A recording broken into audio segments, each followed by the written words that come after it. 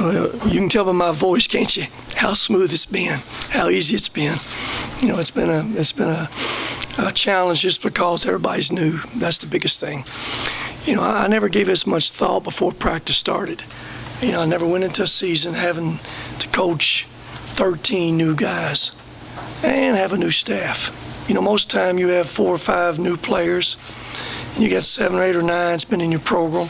They understand the pace, the energy, understand the drills. These other guys just catch up.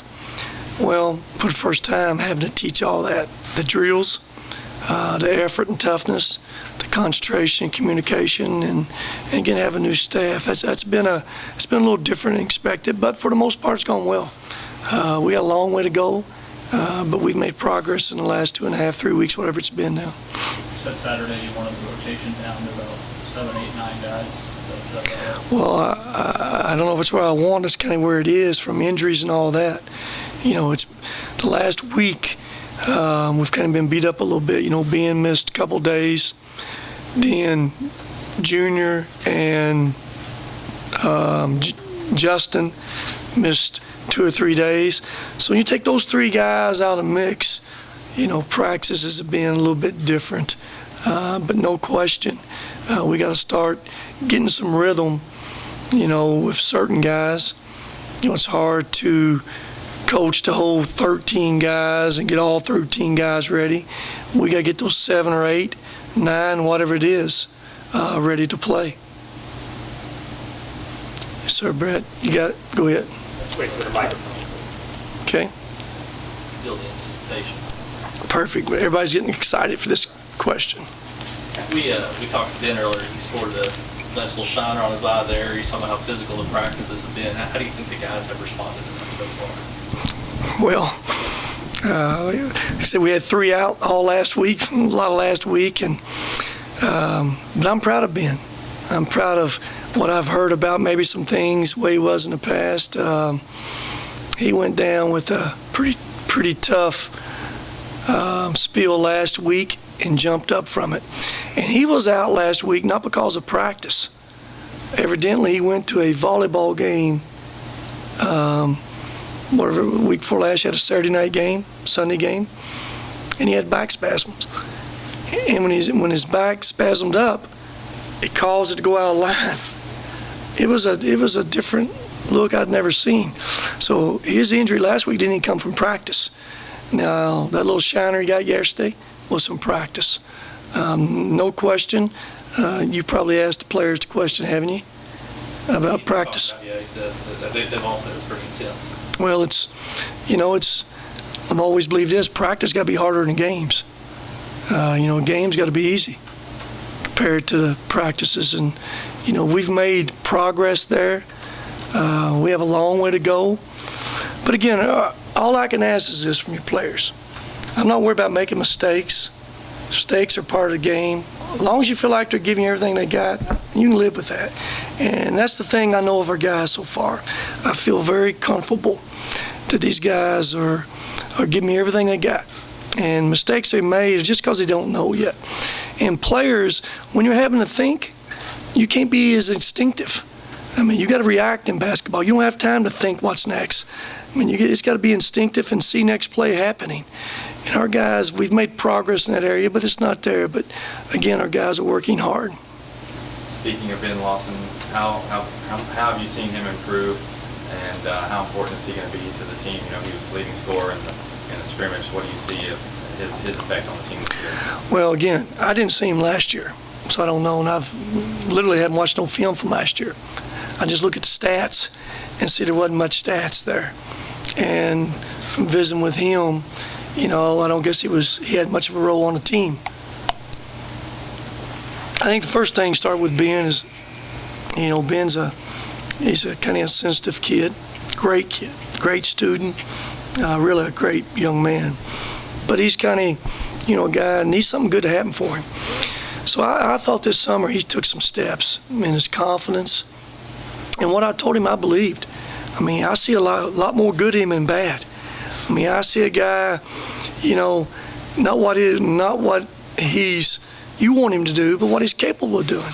I mean, how many 7-footers can run, catch the basketball, got great hands, can really move on ball screens, can run in transition. I mean, those guys are not falling off trees. And again, I think a lot of it starts how a guy feels about himself, feels about his role. And I think Ben would tell you he feels much better about who he is. I think he feels like we believe in him, and we do. Again, I see a lot of good in Ben Lawson, and there's no question he will be a factor on this team. Coach, I'm asking this in regards to your exhibition opener, but both professionally and personally, what has Campbellsville meant to you? Well, for those who don't know, I went to Campbellsville. It's been a few years. It was Campbellsville College when I went. Now I understand, it's university. I haven't had a chance to go back too many times. Whatever year it was, they were struggling for Hall of Fame people, I think. So I was one of the last on the list. So I went back to that. What year was that? Who remembers? Who's got that in stats? Okay. So that's been 12, 13 years ago. Campus had changed a lot back then. Haven't had a chance to go back since. But, I've said this many a time to a lot of people. My 5 years at Campbellsville, I wouldn't have traded for any other university at the time. Since leaving there, I've won some championships as a coach. But I can remember winning championships there as a basketball player. Sometimes it ain't about the size of that school, how many people's in that gym. It's about that championship. A championship is a championship. And again, Campbellsville College, those were great years. It was a great educational situation. And again, the coach there now was a young boy at the time at Cumberland College. When I left there, I went to work with Randy Vernon. His two boys were young boys at Cumberland, and all through the years, Brett Vernon stayed in touch with me. He became a fan, whatever team I was at, and it's amazing how it's worked out. He was assistant there the last 3 or 4 years, now has become the head coach. Junior Lamamba coming from Providence, playing the 3 spot, transitioning now to point guard. How have you seen that transition, and how do you feel about him running the offense this year? Well, it's progress and work every day. But to his credit, again, you guys have interviewed him. You're getting a feel for him. He's a great young man. High character. He's about the team. He's about winning. He's willing to do whatever I ask him to do. It's just figuring out how to do it. And you can imagine being a 3 player all your life. Basically, as a 3 player, you take care of yourself. Now all of a sudden, you're out there having to guard the most difficult position to guard, point guard. I mean, that's where that dribble's coming at you every possession. And just not you having to worry about that. Now you have to worry about where all those other cats are defensively. Where are they at? Talking and communicating. And then the ball's in your hand offensively, running that offense, setting us up. Being the head of a snake. When that ball in your hand, somebody up into you. So it's a transition for him, both ends, offensively, defensively. And again, as a coach, we're going to ask him to do things that he's capable of doing. I don't need him to throw it through keyholes. I need him to play to his strengths. He's a straight line driver. He's 6'4", 210, which gives him some strength on some guys. I think he's got some toughness. I think he's a very adequate defender, point guard, even though he's learning differently with a guy coming at you. But again, just watching us Saturday without Junior was amazing. I thought the difference, the way our team flowed compared to previous Saturday. I think you were probably there the previous Saturday. We flowed a little different. So I'm pleased the way he's working, his attitude. It'll be work in progress all year long because we will keep throwing things at him, new stuff at him. Eventually there'll be zone offense, zone defenses, him having to read some things. And it's our job to keep him in a situation to help hide things he don't do as well, let him play to his strengths. What do you want to see out of you guys these next 2 exhibition games? Well, I want us to be able to take practice into the games. That's the biggest thing. I know that sounds simple, but you'll be amazed once you turn on the lights and that popcorn starts popping, how that mind and the concentration changes. And I saw it here Saturday. I saw it in the warm-ups. I said something to them in the warm-ups even, just different. You want guys who can take practice into the games, take that focus, take that concentration, and worry about the only things you have to worry about is what you're in control of, what's between the lines. Block all this other stuff out. That's kind of our challenge right now. And again, continue to get better in all areas. We got all areas we have to keep getting better at. Coach, with only 1 week until Campbellsville, what's one thing as a whole you feel the team needs to work on up until next week? Three of the players say communication is still the biggest factor. Well, it sounds like such a little thing. I'm glad they said that. They've been listening a little bit. I like that, because I was on them after that scrimmage the other day.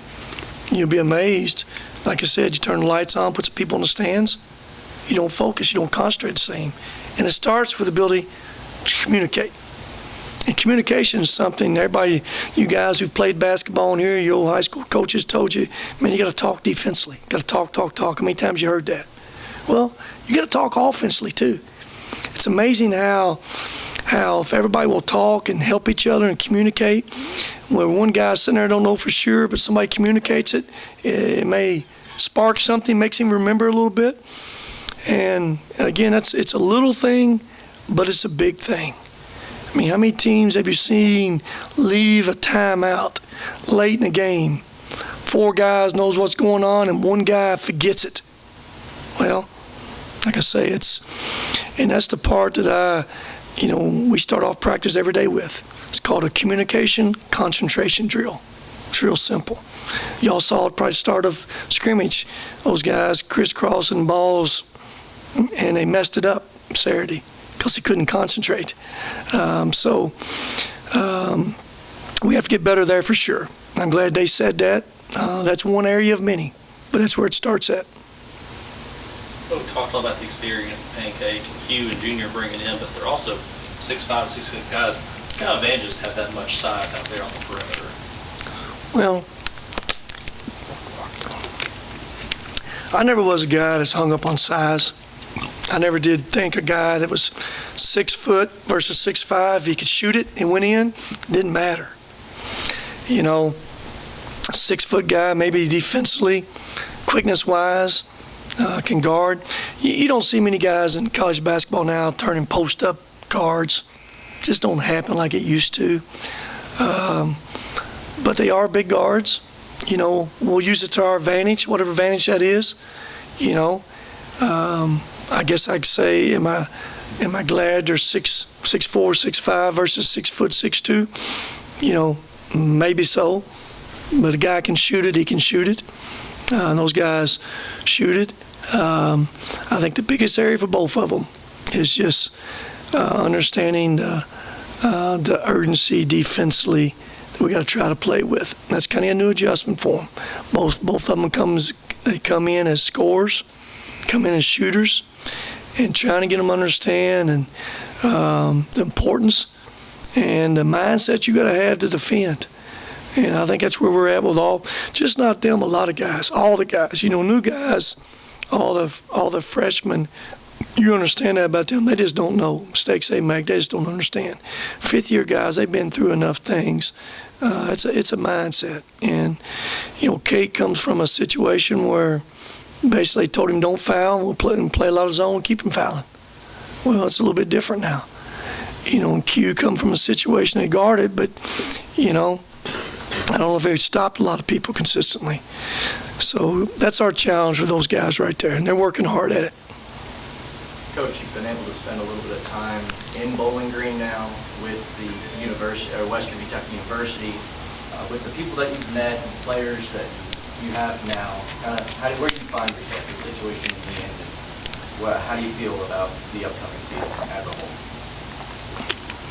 Well, I think probably from the first time I walked away from the press conference, Todd and I went and watched a scrimmage. I feel a whole lot better now than I did then, for sure, about everything. Town, Town's a whole lot bigger than I ever thought it was. I pulled off 231 many a time going to up in Kentucky. You know, eat at McDonald's, fill up with gas, but I had no idea Bowling Green was so large. There was so much more to it. There was so much more downtown, so many more eating restaurants. I'd been to Western Kentucky before, only to the gym. When you're a coach, man, you get on your bus, you come to the gym, you play, and you go back. We played here twice.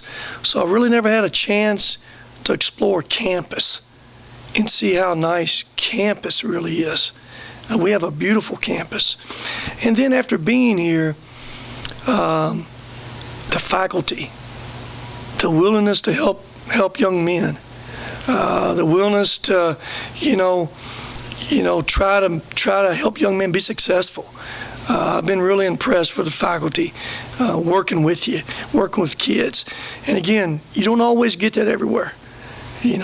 Lots of times there's some places that are separate.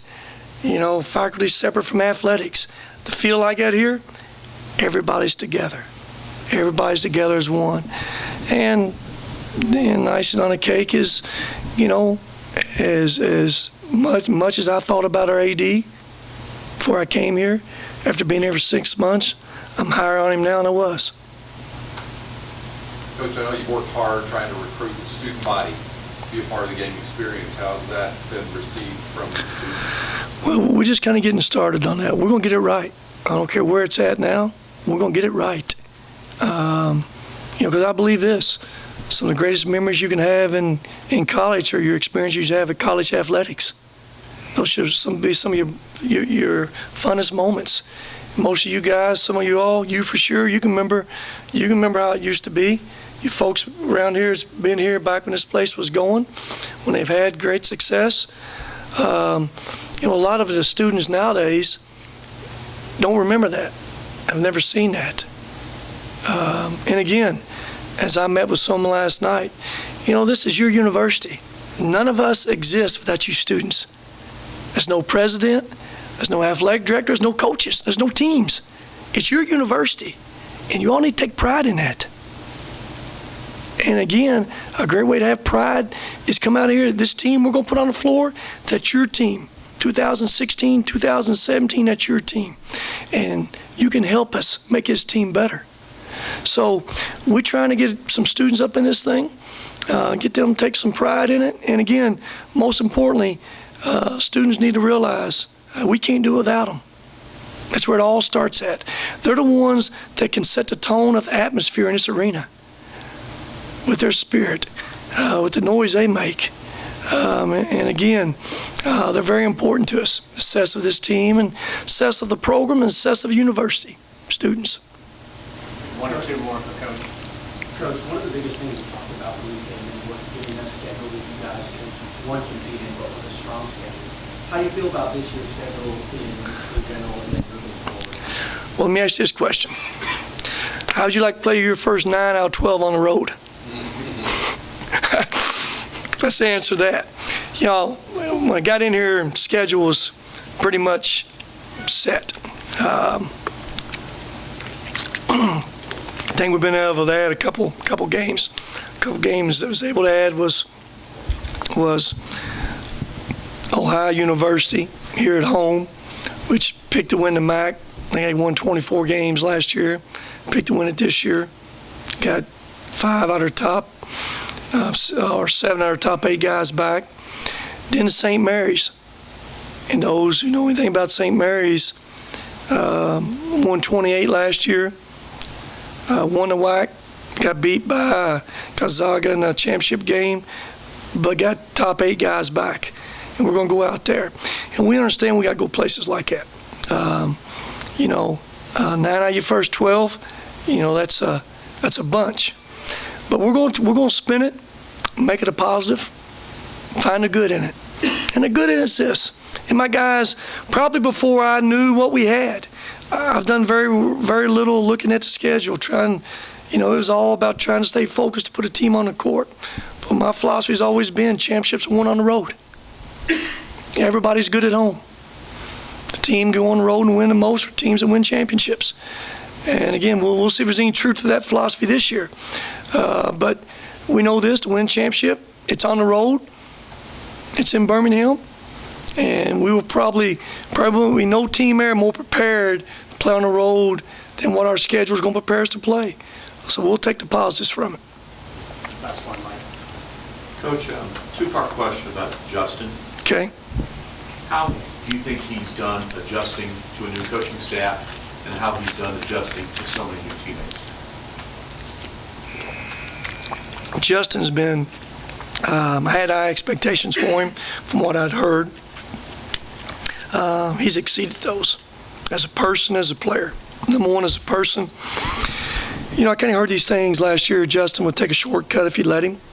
He was injury prone as far as practice, and he couldn't defend. He didn't want to defend anybody. I've seen none of that from Justin Johnson. He's worked tremendously hard in practice. He has shown me the ability to defend. It wasn't that he didn't have ability. Maybe as a young guy, I just don't understand the importance of it yet.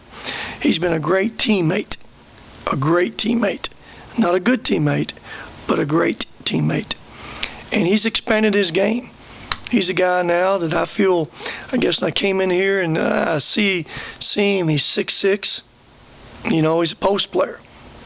Well, when you're 6'6", you got to find ways to expand your game some. And he's worked hard from March to October, you know, at perimeter jump shot. And he's gotten better at it, a lot better at it. Scrimmage weekend before last, he scrimmaged, I think he was 3 for 4 out there. I have confidence in letting him shoot it out there some. We don't want to fall in love with it because he's so good around that paint, but he's a guy that we have confidence letting him shoot it. So he's been tremendous as a person, as a teammate, every aspect of our team and our program. Any more? One more? One more. Zach, one more? TV guys, you got none? None? All right. See everybody next Tuesday? Next Tuesday.